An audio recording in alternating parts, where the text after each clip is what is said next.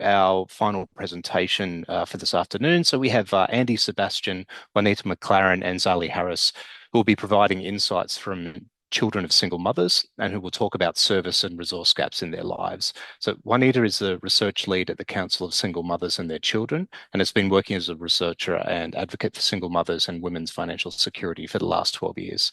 Zali is a youth consultant at the council and is completing her dual master's degree in cultural heritage and museum studies and world heritage studies. And Andi is the communication and policy coordinator at the council and has long been interested in the challenges facing teenage children of single mothers, their strengths and their thoughts about systemic support. Her background includes a master's in primary healthcare. So thank you, and over to you, team. Oh, hi.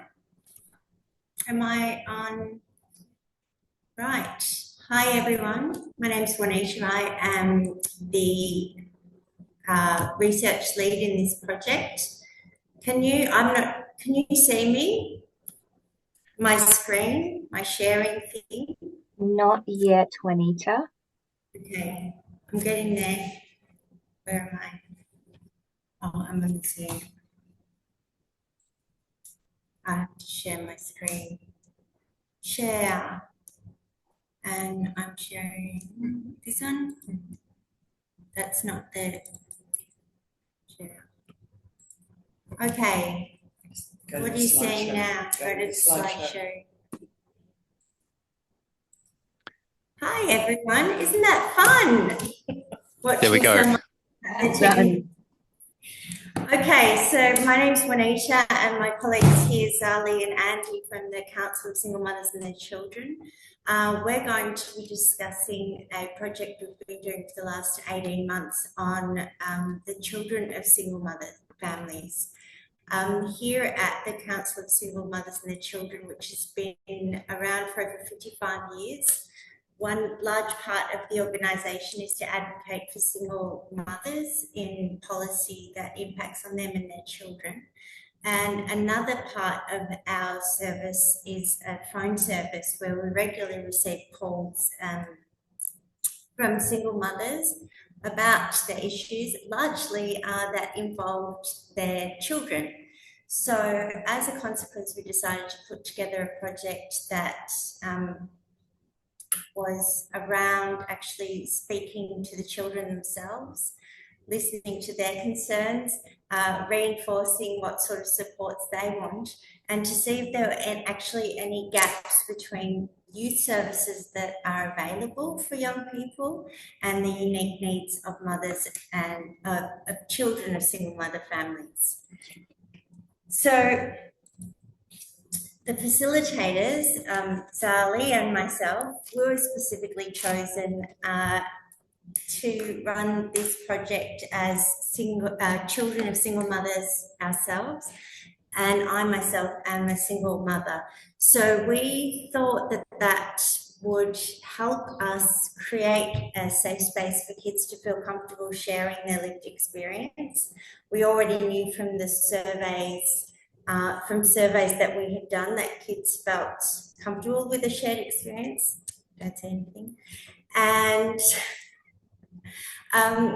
it just allowed us to guide the conversation, but to be very conscious of reflexivity and making sure that we didn't lead the conversation based on our own experiences and that we weren't projecting. But sometimes when the room went still, for example, and you could say, God, I hated how I had to share my room with my step siblings or whatever. And that would open it up for a yay or nay. So we found that was very impactful. So the following report that we're presenting a report that's not complete yet, so you're the first people who are going to be receiving information on our findings. So what I'm going to be talking about in the next little while are the key things that came out of the demographics, some regional versus urban issues, and the suggestions that that came out of our talks with the kids on the services and supports that they want to see from the community space right through to federal government. Yeah, that sentence. So The project had two parts to it. The first part was an online survey, which was comprised of 31 questions in 4 different categories, which were demographics and living arrangements, the broader community, education opportunities, supports for now and the future. And there were 70 respondents aged from 9 to 22 years. We sourced those through the Council of Single Mothers and their Children's social media and other networks, our newsletters and things like that. And what else did we do? Yeah, we got 70. Oh, we did get 3 people from outside Victoria, so we were aiming to be just in Victoria. But based on the nature of referrals for people to participate in it, we didn't. We had 3 come through, but they fitted in with our criteria, which was to be a child of a single mum aged between 9 and 22. So we looked at their details and kept them. Hang on, I can't turn it. Let me go to the next one. Why isn't it going? There we go.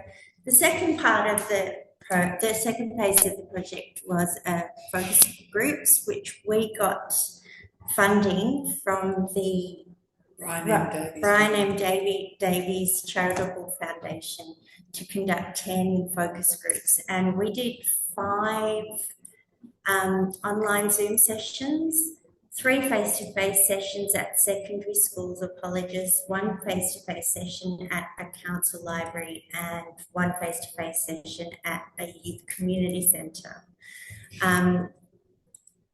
That totaled 54 altogether. And with regards to the focus groups, we tended to cluster them into what you can see on here, 12 or under, 13 to 15, etc. Some things to note about the varying age groups. We noticed that with the focus groups in particular, for the 13 years and under, we had to, the responses were very literal. So if we said, what have you learned from being a part of a single mother household? It would be things like how to play soccer. So it was very literal kind of responses. The middle age group, the 16 to 18-year-olds, tended to be straddling finishing up high school and planning their future, and also being children themselves. So they had quite a lot to say, and they were certainly the most vocal out of all the groups.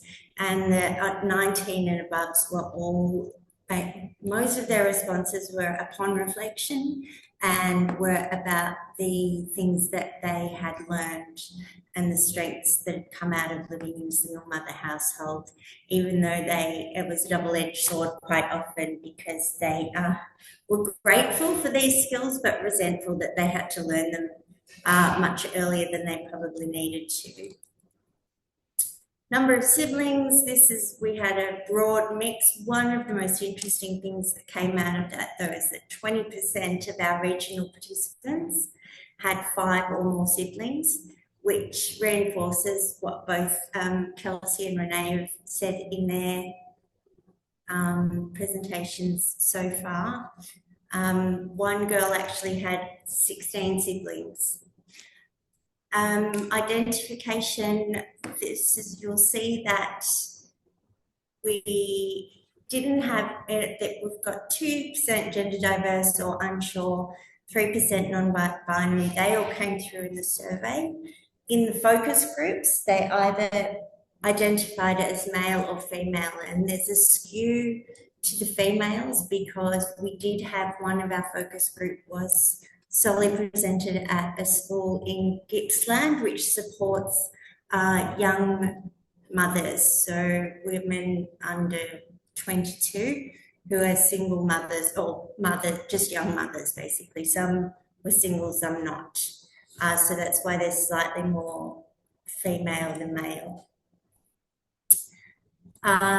We are really happy with the range of where we got people from. A couple of things to note: urban and inner city kids, sometimes mixed their self-identification, as did the regional and outer urban. So Mornington kids, some of them were said that they were outer urban and some said they were regional. Same with the inner city kids, inner western kids. Some of them said they were urban, some said they were inner city. What was I going to say? Oh yeah, with proximity to the accessibility to Melbourne. So the 5 focus groups that we did, one was in Central Victoria, one was in Gippsland, 2 were in the Mornington Peninsula, and one was in, 2 were in the inner west of Melbourne. Did I miss anything? Oh, and then the online ones, which were more of a mixture, but still in clusters of age groups. Living arrangements, you'll see I've written 124 minus 7. So combining the survey and focus groups, there are 124 participants. Out of that 124, you'll see it's consistent with, general statistics that 60 plus 23, so that's 84% of them live mainly with their mum. But the 7 are related to the only 7 of the participants lived independently, and they were all women, and they were all in regional areas. 4 of whom were parents themselves under the age of 18. These are all the cultural identities represented across the group, which was so exciting. This is through the survey and the focus group. We got a really great mixture of different insights. Some of these were mixtures. Some of them we had an Aboriginal Greek participant, for example. There was a gorgeous melting pot and a lot of representation. Disability or long-term health condition. So when we asked if they had disability or long-term health conditions which significantly impacts or restricts your daily activities, 23% said yes, but we also had a number of kids within the focus groups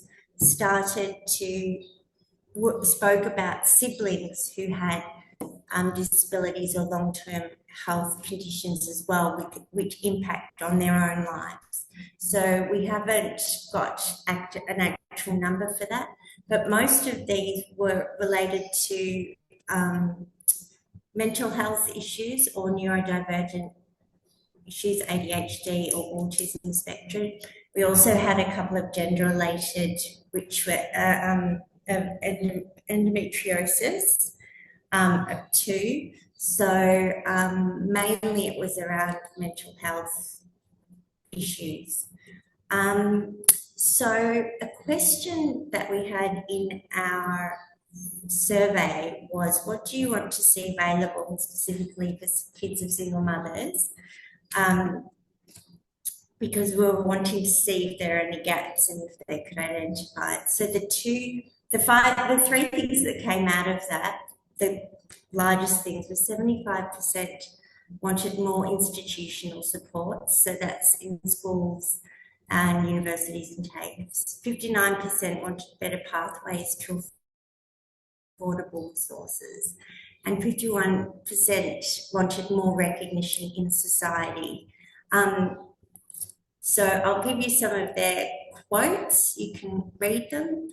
One interesting thing that we found, though, was that only 10% of those we surveyed actually accessed online services for supports. And they said that they only did that if more for socialisation than anything else. So you can see by some of these quotes, they'd like access to after-school activities that aren't just sports or music. There was a big gap in access to the arts, such as painting or dancing, or things that were beyond being a part of a sports team or learning a musical instrument. They wanted to be able to have a bit more freedom in that. When we then asked in the survey, do you feel that being the child of a single mother will impact on your journey in any way? 47% said yes, and 17% said don't know. You can see there are a number of reasons. There's nothing terribly surprising in there or anything that we didn't really suspect in the first place. One thing though that did really come out was the kids' absolute adoration of their mother's courage and strength. They would just say, like, even kids, we paid $100 for participating in the focus group. A lot of them were actually giving the money to their mums as a gift or buying something for their mum, which was pretty sweet. So when we came to the stage of looking at the key themes of demographics about what's good or bad about living with a single mother and what they've learned, came up with 5 key themes. One was there's only one parent. So in the context of mother's time, absent father, having to take more responsibility in the house. All these things that came up were some in a positive context, some in a negative context. Finances and financial insecurity, always in a negative context. Housing cost and availability, always in a negative context. But the child's personal and emotional development and their experience of stigma, stress and systems and their mother's time, they are often came with a very complex combination of being really great tools to take through life, making them very insightful, making them very emotionally intelligent, all of those sorts of things, but also making them go, I didn't want to have to know that. So that's, they're the main things. Oh, there's another one, 6. There you go. I know my work. Family dynamics and living arrangements was around, when a new step-parent comes in or whatever. But really, the strongest thing that came through was sibling relationships and the strength and value of sibling relationships. So the next section, and this is around the second half of both the survey and the focus groups, is around supports and services that they'd accessed or experienced or even that they had knowledge of. And we, from this is what forms our key recommendations that will come in the report that is in the process of being written. So the first thing that the kids, this is in the voices of the kids, that they want to see is financial support, and I'll go into a bit more of that in a second, with free access for essentials and worthwhile subsidies. Not subsidies that don't actually, that you have to pay up front for to get your amount of money back. Secondly, fast-tracked emergency housing access, remembering that it impacts on the kids as well, seeing their mother trying to find somewhere. Building and maintaining trusting relationships with support service providers, including school wellbeing staff. One of the focus groups we did, there were 9 kids from one school and they were all there because of their latest wellbeing coordinator, and it was the 5th one they'd had in 2 years, the 5th. So they're not able to establish these relationships with people. What was the next one? And people being hang on, I've got a thing in front of me. They want people to be more educated when their attitudes and stigma are misinformed and harmful. So let's have a look at what these mean in a little bit more detail. Financial support, free essentials and worthwhile subsidies. They wanted availability of their own healthcare or pension card, particularly in the city. The kids were going to doctors by themselves and they had to have a lot more independence. They want co-designed zones. There are massive youth centres and support places, libraries and whatever, and the kids just aren't using them because they're not being asked what they want to have in them and what they would actually use them for. They want child of a single mother to be a tick box, because we all know that being the child of a single mother comes with a whole bunch of barriers and disadvantages from what you already saw. There's only one parent, for example. So where there are situations such as getting into university where they have to prove how poor they are, if they're able to tick a child of a single mother box, that would automatically show that there are a certain amount of disadvantages that they're already facing. They want better access to transportation, especially in the country, and affordable mental health plans and diagnosis processes. A lot of the kids were saying that they had undiagnosed mental health issues because of the upfront payments that their mothers just simply couldn't afford, even though there was the promise of getting the rebate. Having the upfront amount just simply wasn't possible. Secondly, the fast-tracked emergency housing access. Finding housing impacts greatly on the children, as we both know, but age should not be a factor when accessing emergency housing. Zali is going to tell you a little bit about that maybe later on. Yes. And better access to affordable long-term housing for single mother families without long administrative requirements or proof of need.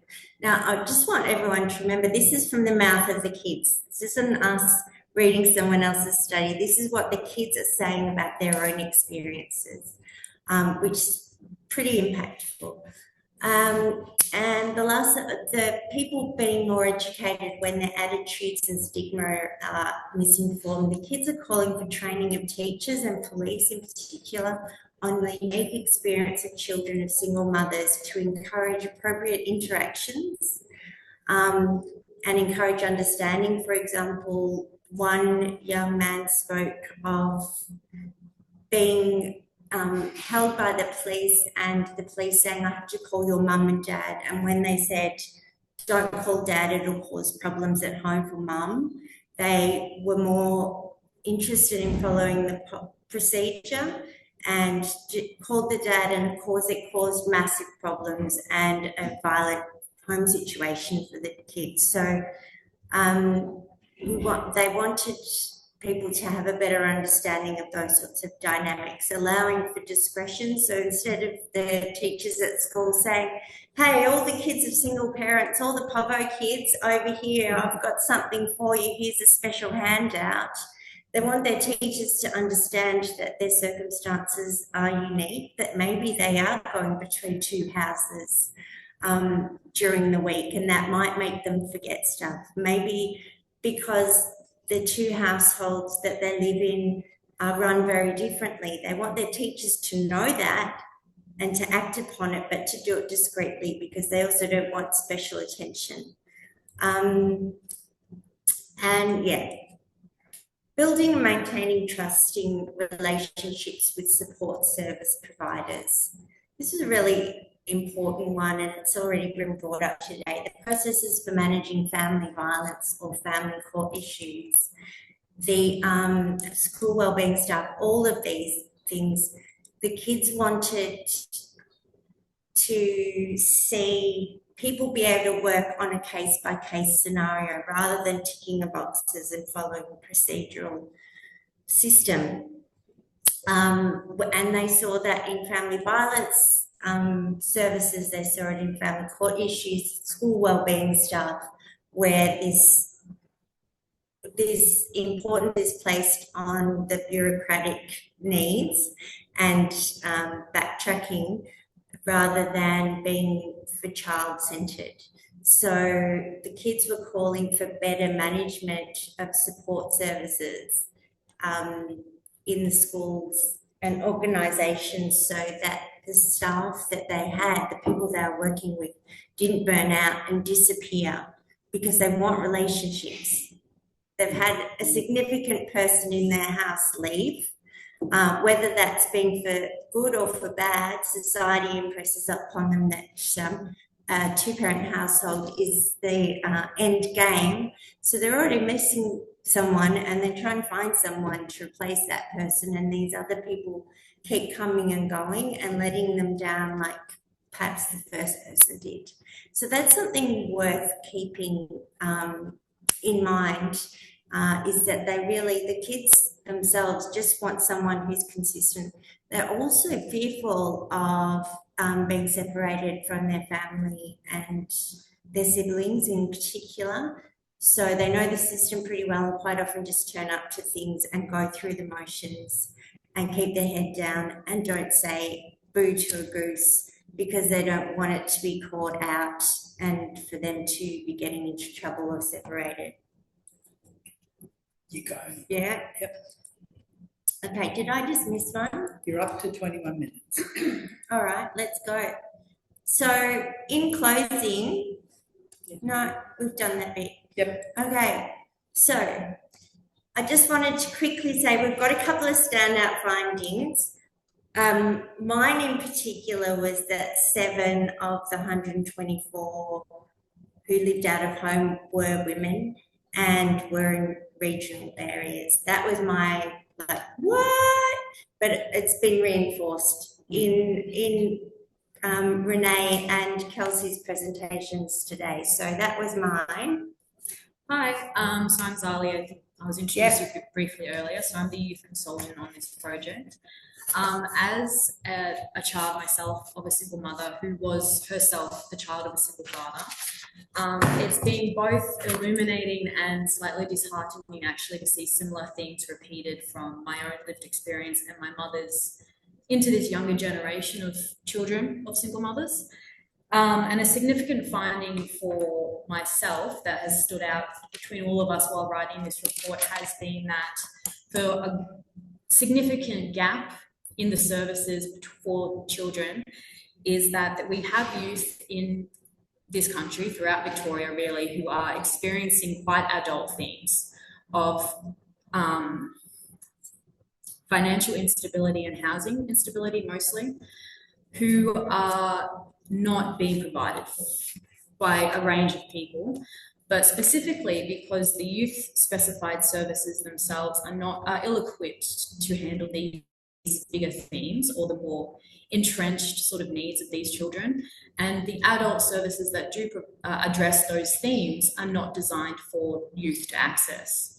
And there is a very big gap between youth who are trying to access the adult services who are being turned away, specifically from shelters we found, like specifically also for youth who are now caregivers or guardians of their own children or of siblings often, who are not able to stay in youth shelters because the people in their care are under a certain age.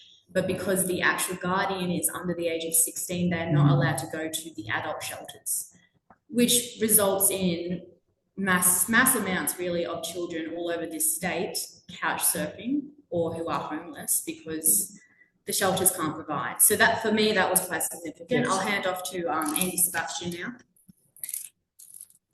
Hi. Look, it's all, from our point of view at CSMC, this work is just standout and fantastic, and we are so delighted with the work that Juanita and Zali have done in leading this, because it really has enabled young people to speak to us very clearly and enthusiastically. And that, of course, is important, as many of you know, because as a service, we're thinking, so how do we help young people support this? Now, a key finding that impacts on the how of whatever it is we choose to do is that only 10% of the young people said they use the internet for any kind of service connection, to search, to find, to get support, to get services, to know what's in their area. And that includes using things like apps. So, I mean, we are taking this very seriously. That is something we hear. And so I just raise that because it's a practical moment where, as an organisation who's thinking, well, what do we do? Do we partner with existing organisations? Do we try and set something up specifically? There's a finding that tells us, be very careful how you go here. Thank you. Wonderful presentation. I'm very sorry to cut in. We are out of time, so we will need to end things there. But thank you so much, Juanita, Zali, and Andi, for another thought-provoking presentation. I would encourage all of you in the chat and the forum to reach out if you'd like to learn more about this very interesting work. And thank you again to our other presenters today. It's been an excellent session. Very grateful for all your insights. I'll hand back over to Mandy at this point to close things off.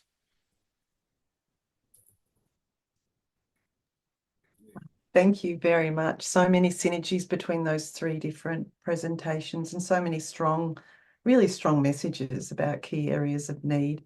Thank you so much for sharing so freely what you're learning and responding to and thinking about how that might have broader implications as well. Really would encourage anyone to reach out to any of you for further discussion about any of these issues, and we'll make sure that we have those full details in our event reflection, along with all the resources you've shared. I did want to thank David for doing such a lovely job on facilitating that session. Thank you very much. Thank you to our wonderful presenters in this session, but also over the whole day, and the people who've stayed with us or come in and out as their work demands have allowed. Thank you so much for participating in this year's first day of our symposium. Thank you to our sponsors, of course, VAC Anglicare CSNet, who we heard from earlier, Berry Street Impact Initiative, who was involved in a great project with Carolyn Chisholm earlier, and WCIG. I'm hoping you will join us again tomorrow. We have a really interesting, really great presentations. Gulsum Adas, from Director of Child, Youth and Families from the East Safety Commissioner, is going to talk to us about some great resources they have in relation to how we can keep children and support our families and children who are coming to our services safe, and what advice to provide. We have a session from VACA and the Victorian Aboriginal Child and Young People Alliance about the Aboriginal evidence base and innovative Aboriginal programs, out-of-home care, culturally sensitive practice, and co-creation of care records, which is a really interesting area as well. It's another inspiring and energising day, and it'd be great to see as many of you there as can make the time. Thank you very much. Thank you to the Open team, to the Centre, and to all our sponsors, and best of all, to all of you participants.